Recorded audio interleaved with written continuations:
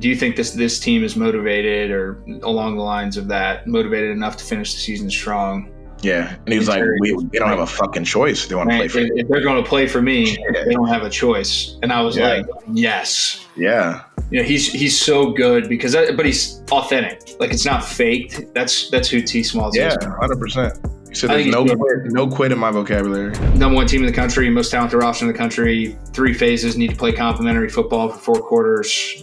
Probably the most coach speak he had, but also like the freaking truth with where the 2 teams are at. Yeah.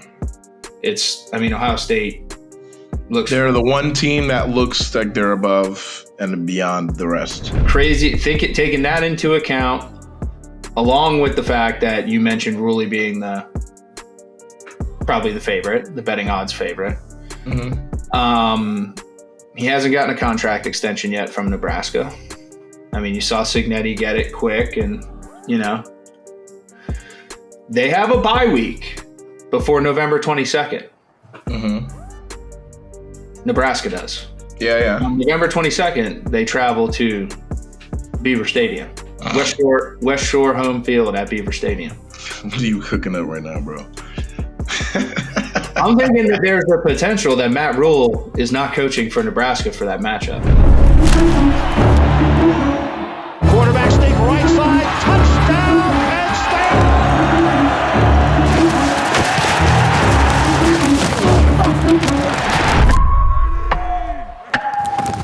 Whoa!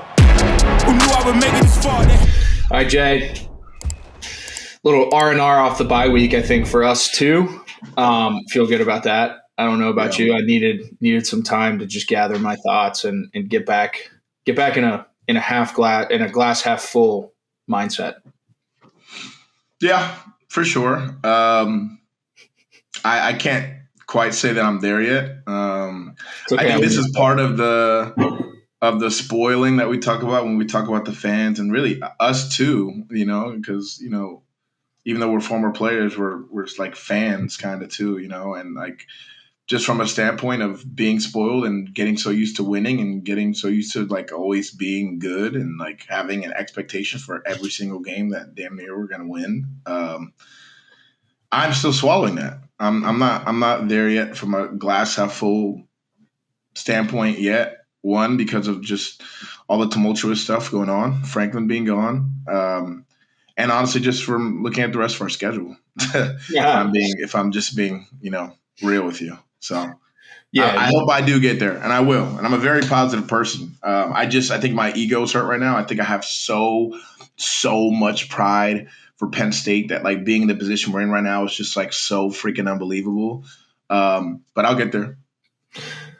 Yeah, you reminded me about having to look at the rest of the schedule, and that wasn't into my math. It's not looking good. That was not factored into my math. God, that's brutal. Fuck you, dude. It's tough. Yeah, it is tough. But just a quick reminder that this episode is brought to you by Modelo, the official import beer partner of Penn State Athletics and Penn State football specifically.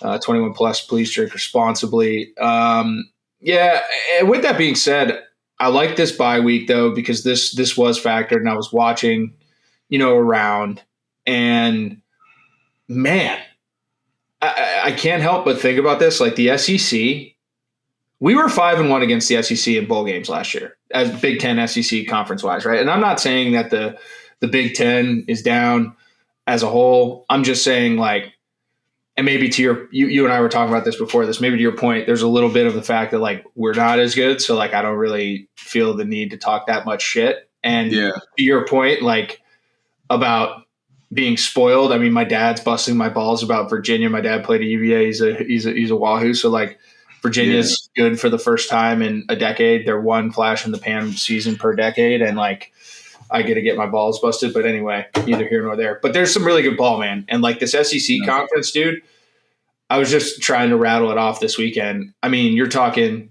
Tennessee, Missouri, South Carolina, Vanderbilt prior to some of those matchups, Alabama, Ole Miss. I'm I'm probably missing Isn't one. A&M good? I think A&M's the number 3 team in the country. I'm about to say, Texas they're is undefeated, decent. no? A&M? Yeah. Texas is decent.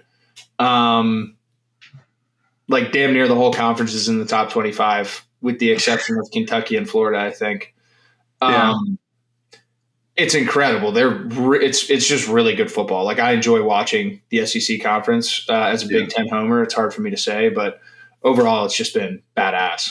Yeah, no, they look good. There's no doubt about it. I do think there are a few nuances, like in the AP poll and stuff like that, where like the fact that they also play each other a lot. Not that the Big Ten doesn't, but from a parity standpoint, there's more in the SEC. Like we do have some like just true bottom feeder teams that are probably gonna always be there, like the Rutgers and the Marylands of the world. But overall, over there, it seems just like every team, Vandy, like it doesn't matter. One loss, even a 2-loss team is like it's gonna be a freaking fight, Yeah, I mean LSU just. Oh, I forgot about Georgia, and then LSU. Yeah, I can't forget about Georgia. Yeah, whoops. But and LSU just fired Brian Kelly, and that was Georgia's only loss to Bama, no? Yeah. And but LSU just fired Brian Kelly, and LSU was a top 25 team this weekend in their matchup. A team that struggled, lost against some good opponents, but to that point, like just bonkers, really good football. Big fan. I'm fired up. For the finish here, because to your point, you're starting to get to that time where these matchups and these teams, you're going to get to see good versus good. You know what I mean? And now they've developed into what they're probably going to be. And it's a fun time to be a college football fan. No, absolutely. It's exciting. A lot of freaking sweet environments. Like the environments are just pumped out right now. Even like Texas, man, their home games just look so crazy right now. The fandom is like, it just feels like it's at such a high. It just feels so above and beyond everything else. Like even college basketball. I mean, there's really not another sport besides, I feel like football and basketball that like garner like crazy atmospheres. But like, I feel like they used to be more head to head. And like right now, I just feel like football is like such like a takeover just from a fandom standpoint, like and from an America standpoint, and like what people care about the most, which is like really cool. Like to feel like we're like a true number one. It's not like one. It doesn't feel like 1A, 1B right now. I agree with you. And I think it's to that point. Like some of these things I think still need to get cleaned up in the landscape of college football in terms of transfer portal and all that stuff. But I think that's played a big part in it in terms of disbursement of talent. And like, if you're willing to invest, you're going to reap the benefits, and subsequently, the whole field is better and within striking distance. You're looking at, like you brought up the Texas team, like it's a team with 2 losses that's in the bottom half of the top 25, but like is still within striking distance if they go and handle business. You know what I mean? The rest of the year. No, absolutely. It's crazy. You talk about NIL and stuff, and it just pops into my head like we're so far away of like knowing what the true like evolution of NIL is like going to do to college sports. And like we're starting to see small little inklings of like the effects. Like we're seeing, like you mentioned, LSU firing Brian Kelly, and they're talking about the governor getting involved and like the type of names that are being called upon to help in the state schools' progress and getting done what they need to get done from a money standpoint, from a donor standpoint, whether it's you never know whether it's special favors some of these kids are going to get. You can use my yacht on this weekend and bring your little college girls. Like there's just going to be things going on that we just have never seen that to us in our eyes like used to, and literally was so illegal and like so not okay to do that. Like now is just going to like, it's all still opening. We're still like, we're already complaining and like bitching about certain things. Transfer portal, kids are not loyal and this, that, and the third. And, it's ruining the integrity of the game in some cases and this, that. And it's like, man, like we haven't even seen what I feel like the beginning, if you like really start to think about it, Yeah, that is a good point. It's pretty crazy. Like, like the shit that was 30 for 30s, like the U and the U2 and all that stuff. Like that's going to be every weekend in some of these big towns. And like you're going to have you're going to have some college athletes that are like legitimately more famous and popular than like the pros in that same state. Like for real. It's a good point. Not that that's never been the case before. Like, Johnny Manziel when he was in college was more popular and famous than like maybe the last quarterback in the league or whatever. But still, like, it's going to be like on a way more often basis. Like, it's pretty crazy. Yeah, no doubt. You brought up the coaching changes. It's just interesting too. I can't remember another coaching cycle in recent memory. I mean, it's been a minute where you have the multiplicity of options that are open, and then even some of these potential ones that are going to happen, whether it's before the season's end and or at the end of the season. But like with LSU being open now, you got LSU, Florida, Penn State, Arkansas, Virginia Tech, and then amongst a few others. But those are like the 5 for me that would make sense in terms of like talking about, because they're programs, that have had some success. You got the potential and rumblings down at Kentucky, which has been a program that's been kind of like that competitive and never really got over the hump in the SEC. Mm-hmm. But that fan base is willing to pay, and it's pretty much all they got. I think South Carolina is one to keep an eye on. And then the ripple effect of guys leaving, right? You have a Lane Kiffin leave for Florida, and Ole Miss is now open. You know what I mean? So it's going to be a pretty crazy like bidding war for some of these top dogs from a coaching standpoint, and then also like the ripple effect of the types of jobs that are going to be open. It's going to be a hell of a carousel this year. Yeah, it is. And it's going to be weird. And we're going to see faces that we're not used to in different places. And it's crazy because as I get older, it's like it's easy to lose track nowadays. Like that's another effect of the NIL is like the leashes are a lot shorter nowadays. Coaches used to legitimately have like 5 or 6 years to turn places around, even if they had like an 0-12 season, or whatever the case. I'm just like now, like you got 3 years, my boy. You might have 2 in some cases if it just looks god awful. Like they don't care. There are more pools to bring money in, so like people are taking care of things because they want to see it change, and they also like there's also like probably power plays being made in these exchanges and things because now there's people with money who can get involved with schools that maybe weren't allowed to before. It's just it's cool, but it's interesting. It's different. Yeah, I think what you're getting at, and that's something that's funny because I've just been seeing a broad stroke is these boosters now, like there's equity. Like people don't want to talk about it, but like without necessarily saying that this is in a shared revenue product in like an athletic department now with like full scale companies. Like there's not like actual equity on paper being changed, but now some people have talked about that being a thing where private equity takes over athletic departments, but there's not in current circumstances. I think is what you were getting at. There's not that happening, but you still feel like you kind of have to answer to the dollars. You know what I mean? So like you could pay for influence in the current state of mind, and like how many athletic departments are going to have the backbone to look at their biggest donor and be like, actually, we appreciate your opinion and we appreciate your money, but like we're going to make this decision because we know what's best. Yep. Not many of them are doing that. You know what I mean? It's tough. That we know how society works. We know how today's world is. That's a very tough thing to have that level of integrity. But the reality is that, money makes the world go round and money talks. Money does talk, bro. And seems like a lot of these places are willing to sacrifice anything. Vote a doll hair. Yeah. But that being said, let's get into our weekly updates on the coaching carousel specific to Penn State. Have you refined? I think that weekly this is open to debate and now open to new variables that are out there. So I think it's worth us talking about until we actually make a hire here. Yeah. So like has your thought process shifted at all?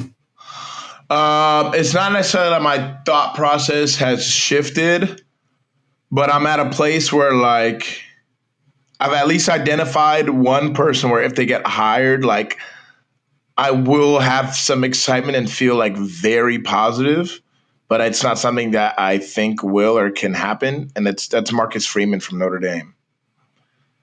If we went and got him, I think I would feel very positive about our outlook. I've heard some of his in locker room speeches and like how he talks to his players, and it's like he's got that it factor. He's got that. So is that what's your like non-negotiable attribute for the next coach?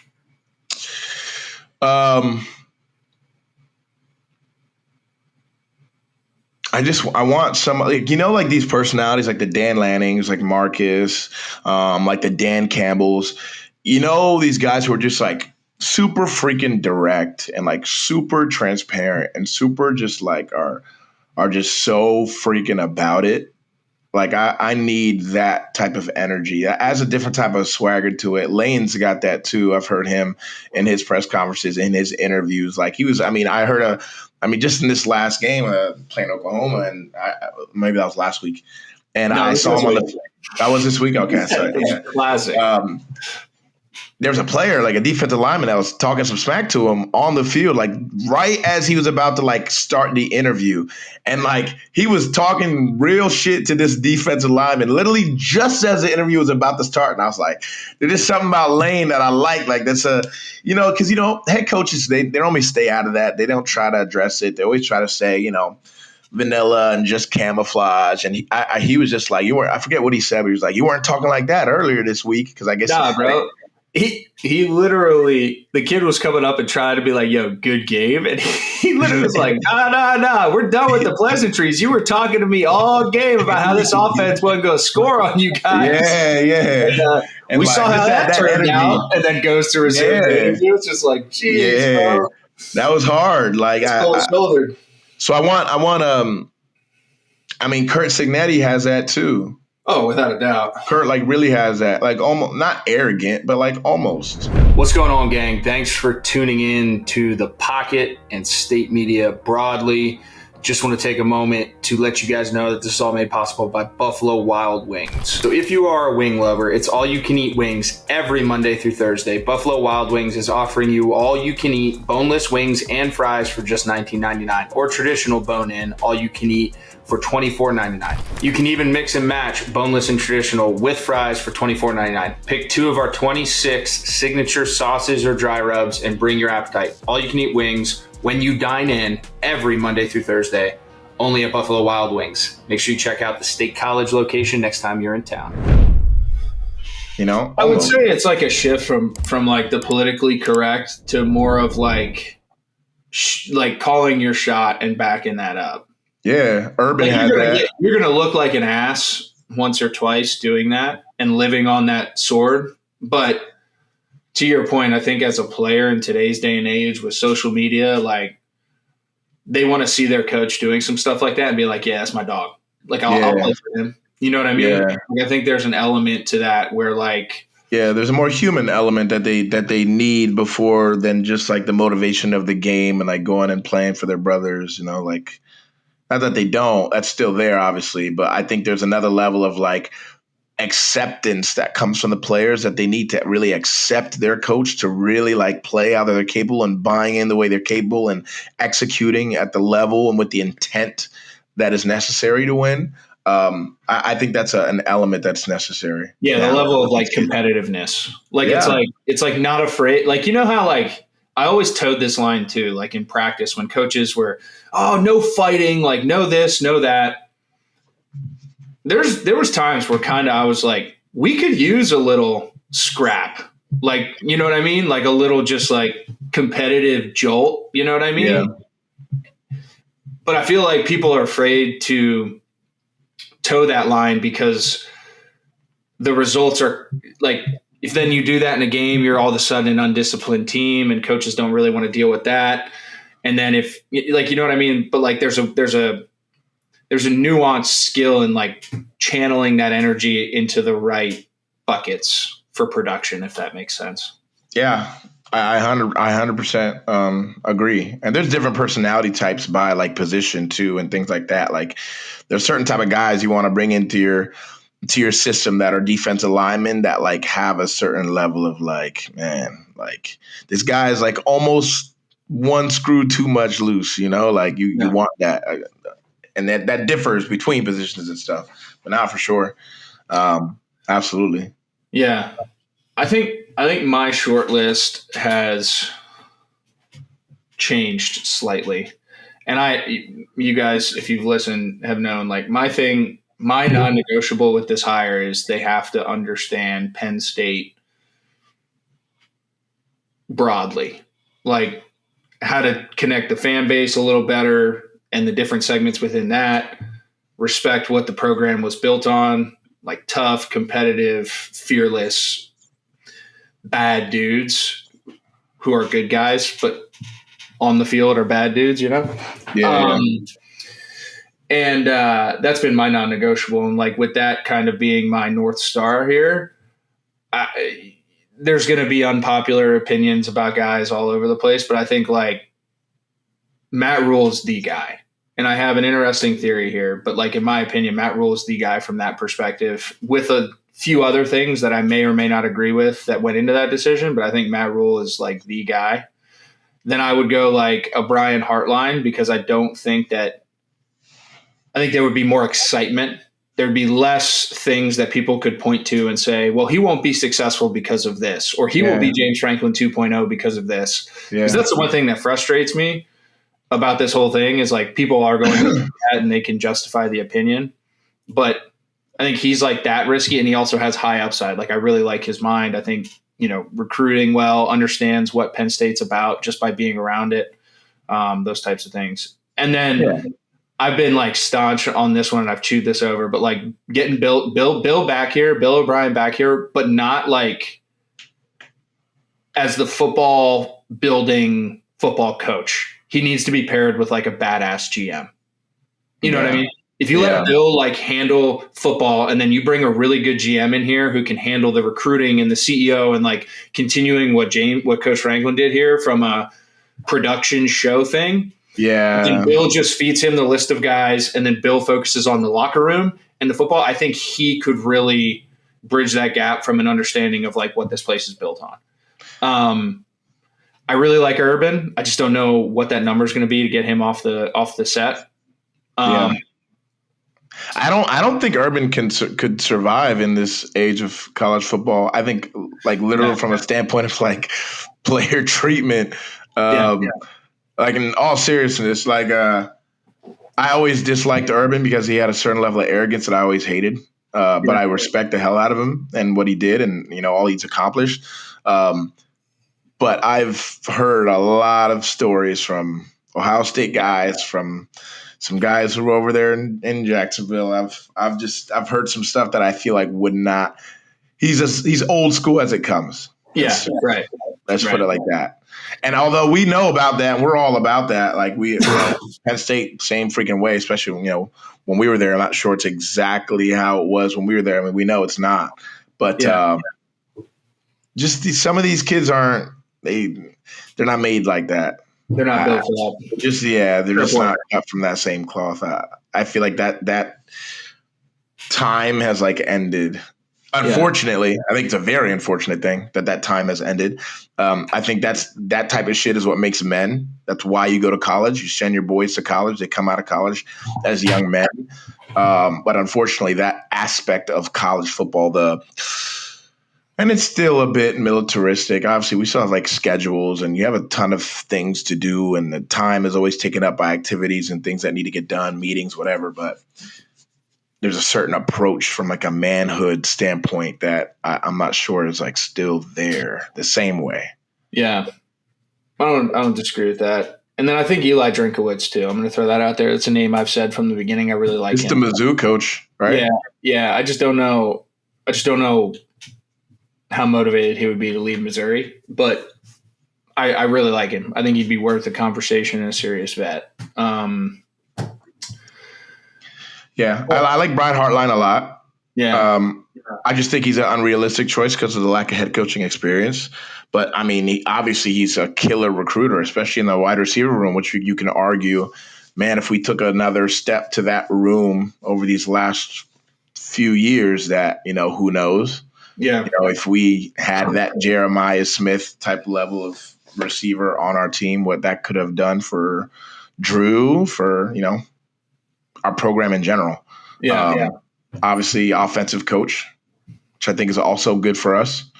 I think it's also necessary. I don't think Penn State will ever lose its identity of who we are as a defensive team. I just think it's so ingrained that going offensive, all in on the offensive, is okay. And then obviously Rhule's the obvious. He's the obvious choice. I know. No, he's an obvious choice. We all know about his ties. The fact that he played here in the '90s and this, that, and the third. Knows the area. Knows he's it checks a ton of boxes. Don't get me wrong, but I don't know if he checks the most important boxes to the Penn State fans who want a new coach. No, I know championships. Yeah. Like I said, great ambassador. He's going to be who would be a great ambassador, a great representation. He'd fight. He'd get us closer and back to our roots and who we are from a standpoint of the product on the field. I don't know. I think that using that he doesn't have championship experience against him, I think's tough, because when you look at every place he's been, I think it's been a rebuild. Like Temple, and they beat our ass in 2015. That was a good team. I mean, that was a really good team. He did. PJ Walker went crazy. Then he goes to Baylor post Art Briles sanctions and gets him back into top 10 conversation within 2 years. Yeah. And then he goes to Carolina, and now he's in Nebraska. And you could say what you want about Nebraska, but top 25 team competitive. Even after the loss, they'll be back in there in the 20 to 22 to 25 range, I think, to Minnesota. But good. I just think it's interesting. You don't know what you don't know, right? His top 25, his top 5 records terrible, or top 10 records terrible. But again, look where he was. You know what I mean? Yeah, I get that. Can you give him a chance at a place like Penn State? Who knows? And do you risk that chance? I don't know. But my crazy theory that I've been cooking up falls in line with this conversation with Rhule, and I want to hear if you have any crazy theory hot takes right after this. But let's hear it. I think when you look at this, we've been talking about the transfer portal window, the importance of potentially having a hire before the season ends, because the turnaround time then and scramble times, kind of crazy, blah, blah, blah, blah, blah. But taking that into account, along with the fact that you mentioned Rhule being probably the favorite, the betting odds favorite. Mm-hmm. He hasn't gotten a contract extension yet from Nebraska. I mean, you saw Cignetti get it quick, and they have a bye week before November 22nd. Mm-hmm. Nebraska does. Yeah. On November 22nd, they travel to Beaver Stadium. West Shore home field at Beaver Stadium. What are you cooking up right now, bro? I'm thinking that there's a potential that Matt Rhule is not coaching for Nebraska for that matchup. Bye week transition, get a coach solidified, can start recruiting, transfer portal windows kind of handled, get a head start on it. You think we all know crazy things happen in this world. Never thought Frank would get fired in the middle of the season. Okay, boom. Yeah. But he does not seem like the type of coach who would leave his players in the middle of the season. And that's the place that's the only place where I would kill that theory. I genuinely think that he would kill to have this job. I'm not saying he doesn't give a fuck about Nebraska, but I know, just because especially, being at Penn State at that time when he played, and there's no way he wouldn't kill to have this job. I know that for a fact. He has to want this. And I feel like his players even, he could look him in the eye and be like, yo, this is my freaking place. The same way, like, this is going to be your place when you leave this school, or maybe some of them have transferred 2 times. Who knows where their loyalty is? But in our days, like, where you go to school, like, that's like that's just home, man. You know? I know. But like I said, man, I mean, I think, like, depending on how the season goes for them here, Nebraska, that is, I think you do Nebraska solid, because now they can either anoint the next interim within, or, you know, start their coaching search, which would add another unique program into the mix of open vacancies. Yeah. You know, you get the head start at Penn State. You start establishing the culture a little bit early. That's big. You know what I mean? Especially when you talk about what this next offseason potentially looks like, from transfer portal exits to entrances and recruiting class saving and the early signing day and all this stuff. Get a guy in here a little early. Yeah, but that doesn't happen though, right? Like, that doesn't actually happen. Has that ever happened? Like, he can't come in the middle of the season and actually coach. That's not a thing. I mean, no, I don't think he's going to coach. I think he's just going to be here. It's going to be kind of like when Moorhead came in, and he starts getting a head start on organizational stuff. And You know what I mean? Like, just, he's here, he's ingrained, he's thinking about it. I think that would also be contingent on how bad Penn State does for the rest of the season. And, like, hey, if by, what'd you say, November 28th or something, like 22nd, like, if it's another 3-game skid and we just need to change the freaking news cycle because this shit is unbearable, then maybe, you know, because then all we're talking about is the excitement for next year, what Matt Rhule or whoever is going to bring to the program, this, that, and third. Think about your head coach being able to recruit too. Hey, bro, you're fighting for bowl eligibility right now, bruh. Like, for real. I mean, like, we're fighting for bowl eligibility. Yeah, we got to win 3. Got to win 3 here. And we got Ohio State, Indiana, at Michigan State, Nebraska at home, and then at Rutgers. Yeah. We'll see. But I think it would be crazy. Like, I think it would be crazy, but it's crazy enough, especially with the stuff we're seeing in today's day and age, players holding out, all this stuff. Yeah. It's a new thing. That advantage of, like, having a coach here who's establishing the culture, but then, like, recruiting actively for the last 2-3 weeks of the season, while everyone else is sending GAs and assistants and whatever the hell else they have from a recruiting department standpoint. We're sending the head coach, knocking on doors. And that goes back to what I said in the beginning, where, like, we don't know the true evolution of NIL and, like, this new college football where we're going to start seeing stuff we've never seen. It's crazy, but that's my crazy theory. I think it's a cool, crazy theory. I think that's a cool one to have. And it's somewhat in the realm of being realistic, even if it's not something that is common or that we haven't seen, you know, before. You know, in this new day and age, you just never know. Yeah. People want to get things done. People understand just how, like, time is just that much more important. The margin of error is just getting smaller and smaller and smaller. It's like everything is becoming elite. Everything needs to be done at an elite level. Where can we steal time? Where can we gain advantages in whatever, you know? So, yeah, it's cool stuff. Yeah. Do you got any crazy theories? Or are we just going to ride that one off in the sunset? We can. I can think of one. Crazy theory. I mean,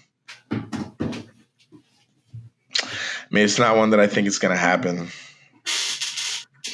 My crazy theory is just that, you know, Saban gives up the TV job and comes and coaches Penn State football. Miss Terry, no way. I ain't heard a number yet. I don't think so, man. That's why it's crazy. I don't think that's going to happen. But if that happened, my goodness, I would I would be absolutely ecstatic. The amount of times my father has said that to me in the last 3 weeks is but my life would be made you know, like be good. I like Nick. All right, let's get to this team. Like I said, rejuvenated, glass half full. Terry's press conference last week. We are recording this on Monday, so I would assume he's going to have one at some point today. Sorry that we're going to miss that, but let's talk about the bye week press conference because I think there's some good stuff in there, and you brought this up as a good talking point, and without a doubt, something that we definitely should hit on. So, high-level thoughts on that. That was interesting. Yeah. I mean, he went, straight into the press conference. They asked him, how he felt about how his team played, and he was just as straight up as he could have been. We're used to seeing Coach Franklin talking in those, and Coach Franklin is a very, politically correct, coach speak type of guy, will dance around when he can or if he can by questions and really, drive the narrative of the answers. And Terry was just very straight up and honest. He was like, the offense didn't look good. We couldn't throw the ball down the field. We couldn't throw the ball in the intermediate zones. It's something that needs to get fixed. It's something we need to look at. He said they fought. Obviously there were positive things, special teams, things that have continued to show up that are good. But he was just like, it's not good enough, And that is just a different tune than we're used to hearing. And I'm all about the extra being positive, and positive attitude. I'm all about that. And, the glass half full. But at the same time, from just like an accountability standpoint, I think hearing that from your head coach, on media, pointing at himself and being like, we're not good enough, we're not prepared in these areas, and saying exactly what, that's just different. And I think they need that level of accountability, to be honest. I think they need that. Yeah. To that point, I thought the last question of the press conference was awesome. How do you think this team is motivated, or along the lines of that, motivated enough to finish the season strong? Yeah. And he was like, we don't have a fucking choice if they want to play for me. If they're going to play for me, they don't have a choice. And I was like, yes. Yeah. He's so good but he's authentic. It's not faked. That's who T. Smalls is. Yeah, 100%. He said there's no quit in my vocabulary. In a really hard situation, I think he's doing a really good job. And when you talk about the meat and potatoes of the hard situation, right, all the hype going into both of these coordinators into the season, without sugarcoating, I think it's just been a massive letdown. You could talk about injuries, you could find all these excuses, but it has been a big letdown. And I think Terry's handling that well, right? And you and I both know, being in a football building with Coach Franklin, some things that could or could not happen. And I don't want to get into hypotheticals here, but, I thought Terry talking about how bringing both sides of the ball together, and really all three phases, including special teams, and having open, honest dialogue about ways to improve, inputs, directions of installs and thought processes and how we get things fixed. I thought that was really interesting. And I think that there's probably been more organic, less factors that may have kept someone quiet earlier in the season now. I think there's just been a much more open, honest, organic dialogue because of the situation. And I thought he touched on that. And I think that that's really, really important, specifically pertaining to the offensive side of the ball, in my opinion. I think the defense has some issues, but the offense side has been a big letdown. What's going on, guys? Thank you for tuning in to State Media. I just want to let you guys know this is all made possible because of Family Clothesline. The crew down there does a great job, super supportive, and we can't thank them enough for their partnership. Make sure when you guys are in town, check them out. Got the best gear, freshest stuff, always up to date, super creative. And again, thank you for tuning in. Yeah, I mean, that's super important. I mean, we've been in the environments where, nobody can really say anything, and we all just, choose to continue to go, whether it's not looking good or not. And we've been in the environments where everybody's allowed to talk and have discussion and say what their concerns are and be able to help each other out in those areas, where people think that maybe they're not being met enough where they need to be and things of that nature. So that's always important in any working environment. And maybe that didn't exist as much before as it does now because of the results and people being like, look, well, clearly this is the result on the field. So we got to freaking talk about this because this is what's killing us, or, this is, what's not helping us out. And, I'm also trying to factor in the fact that, like, even if we won every single game up until Rhule got hurt, like, I think the season still probably would have not turned out well anyways. So I like, although there's so much expectations and so much like shit that went into this year that you talked about, like the coordinator hires, the number 2 ranking in the beginning to see, like all of this stuff where like I'm trying to also change my mindset a bit and just be like, look, like if Rhule did get hurt and we were what 5-0, 6-0, whatever until that point in time, like I'm not sure that would have changed how the season ends anyways, even if everything, looks together. And then You're saying even if he didn't get hurt? Yeah. And I do also want to now, only if he gets hurt. I'm just saying the rest of the season would have went to shit regardless. Even if we won every single game up until then, there was no letdowns, no disappointments. The season probably still would have went to shit. And then also, like, what I want to get into that you talked about is just like on a human level, from like the aspects of like the things people and the fans don't know about, like when coaches get fired is like, and some people know, but like there's all kinds of people that get affected like in the building. So like there's like a level of psyche that's being affected because like you start to see like missing faces. You start to like hear that people got let go. Like you start to see a lot of movement when like before you're in a very stable environment. Maybe you're I'm not saying somebody from academics is affected by this, but let's just say academics. Maybe your academic advisor that you meet with every single week to go through what you go through. This was Franklin's guy, and Franklin's taking him, or whoever has the new direction doesn't want that person there because they have their person. Boom, that person's gone. The smoothie girl who always gives you your smoothie on Monday, Wednesday, and Fridays, that you have your little conversation. Like there's a lot of routine breakers, in all of this, and with people who are used to working with, whether it's trainers, the same guy who tapes your ankle every single day, that you have that nice little light conversation before you go into practice, like you start to see all of the real life consequences of this decision. And I think at the end of the day, these are kids, and I'm sure there's a lot of kids on that team who have gone through stuff in their life, but like this is like the first like real shit they've like had to deal with. I'm like looking at it and be like, whoa, like this is real life. Like you don't perform, you don't get the job done, like you're gone. And your being gone affects other people and makes them also be gone. And at the end of the day, at the very end of the day, I'm not saying it's any one person's fault, but at the end of the day, there's a shared fault of every single player in that locker room and every single coach. And that has a weight. That has a weight. So when you talk about the human aspect and what like Terry's dealing with right now from a head coaching standpoint, like these are some heavy-hearted kids right now, bro. Like in all seriousness. Yeah. And I know I would be if I was in that locker room.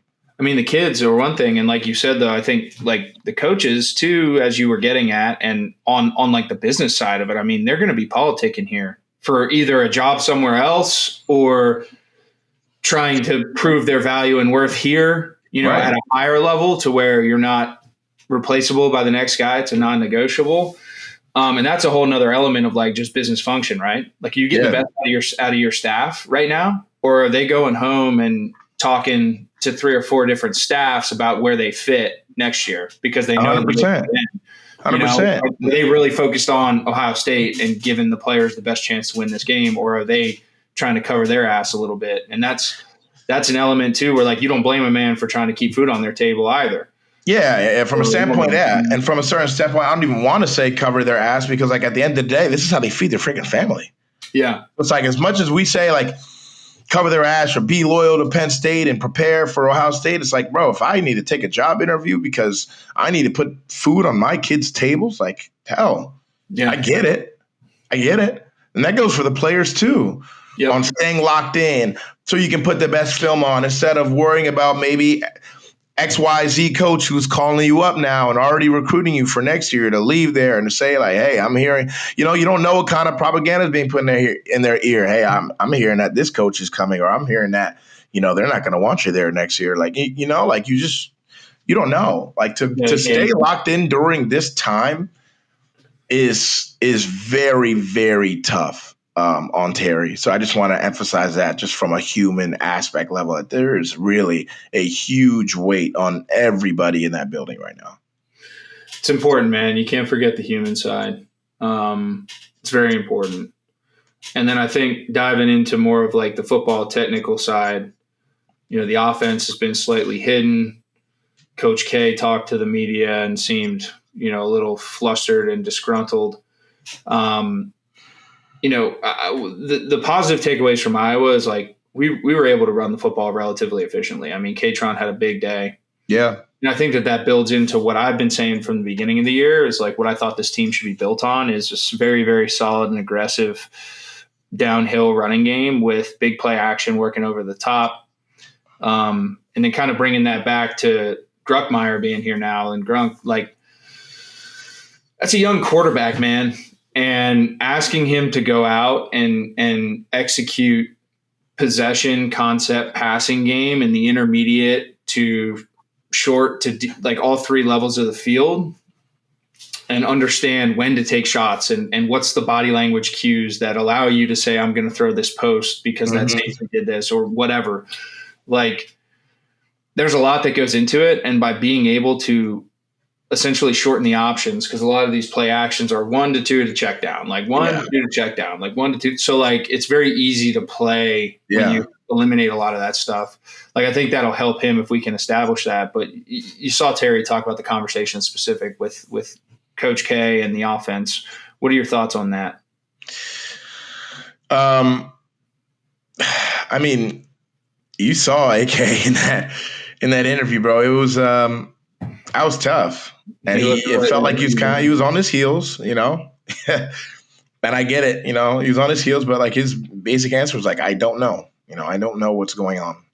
Yeah, and I said it after I watched that Iowa game. We talked about it, I was like, that looked like an experiment. That's what I told you. It doesn't look like we know. But to your point, which I think is huge, on Ethan and absolutely simplifying the fuck out of the passing game is like, stop. Like, I'm not saying as a quarterback you shouldn't know if it's single high or too high. All right, know that. But like, if there are teams that are playing half coverages and man on this side and 2 on that side or invert and recognizing this, so start your progressions on the right because we want to work the cover 2 side, and too much right now. Just too much right now. Like you said, keep it simple. We can run the ball. Let's run the fuck out of the ball. Let's run play action. Let's run full play action, flood concepts. Like, let's high to low reads, It don't got to be, all right, we're going to start your progression on this side because we want to work the cover 2 side. And if that doesn't work out, this isn't, like, it just feels like it's too much for him right now. Yeah.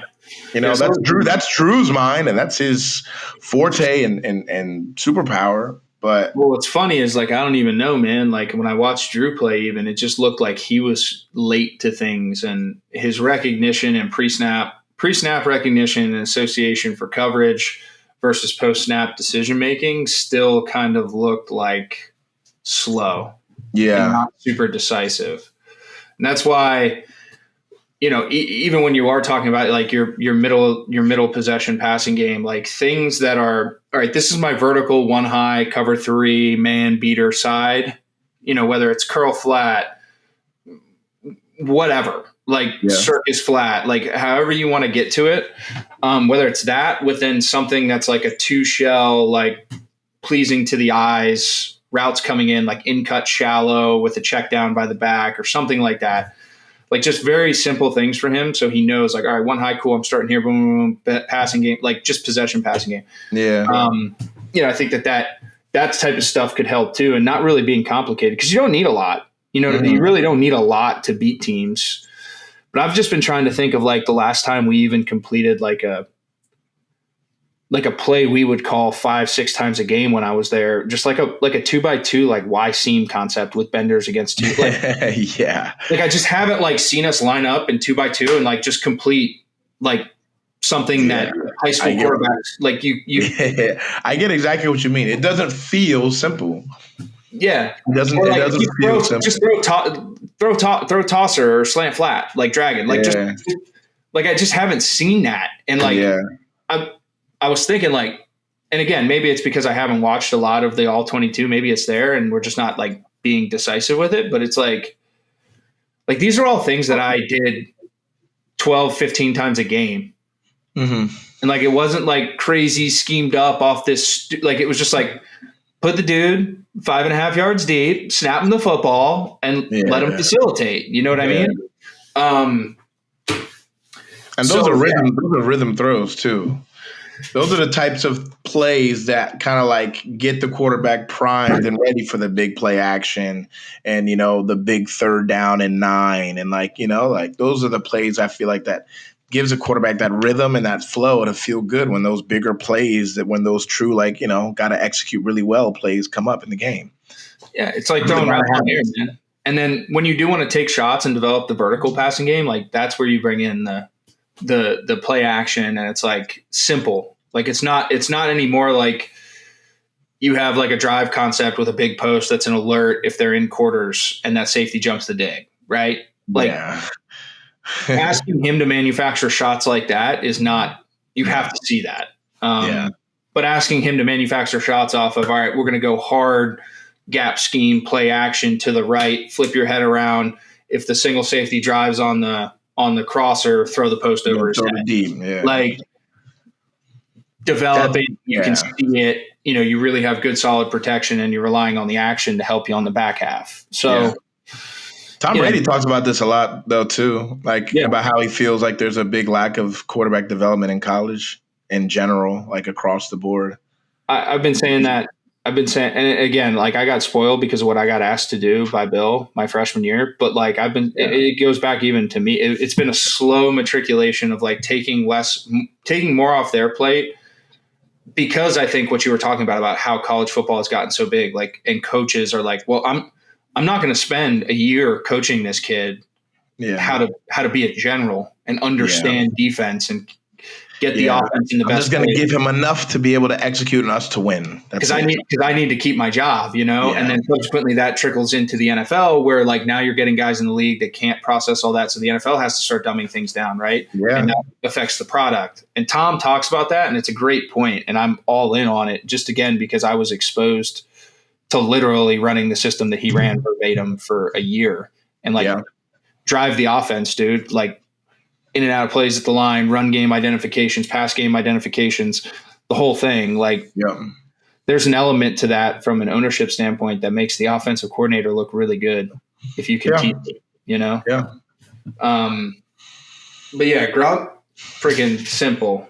And, Terry also talked about this in his presser, and I think we should just preview Ohio State and get up out of here. Number 1 team in the country, most talented roster in the country, 3 phases, need to play complementary football for 4 quarters.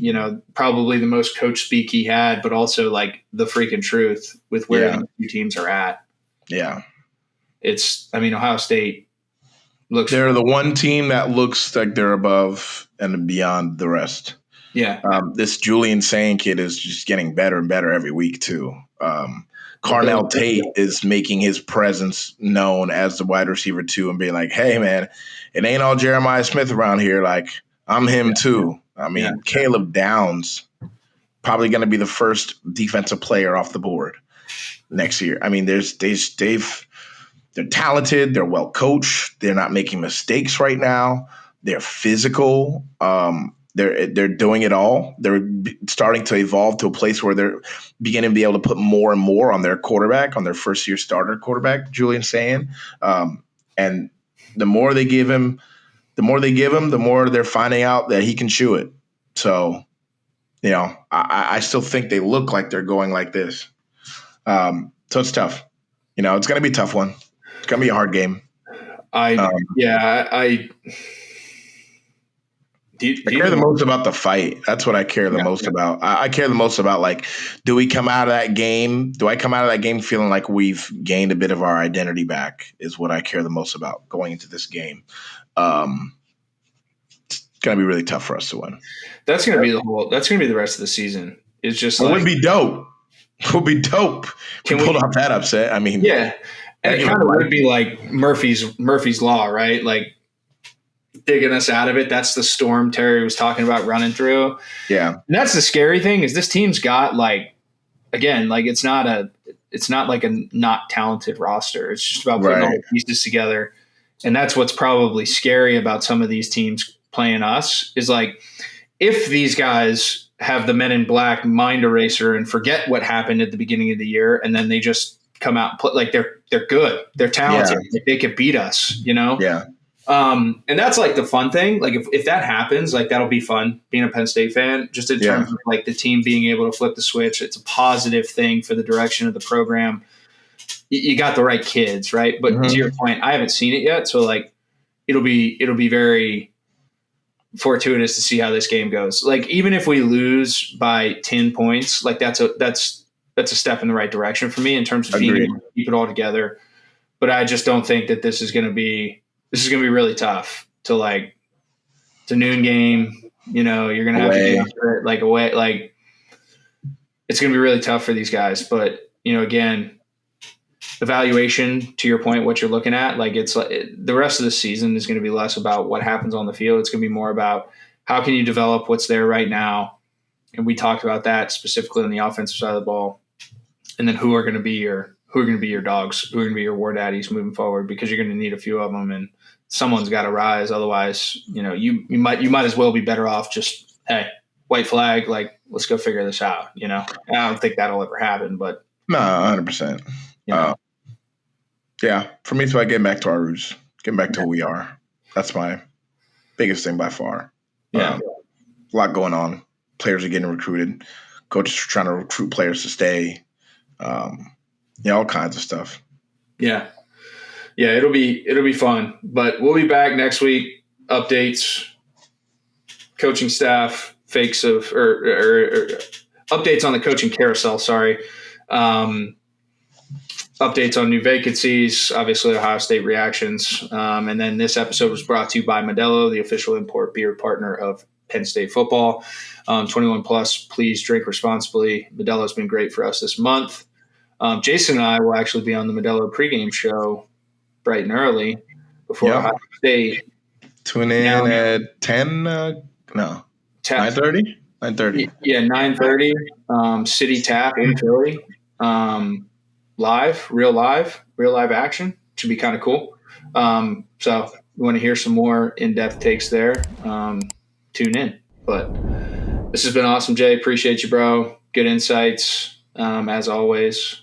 And we'll catch y'all next week.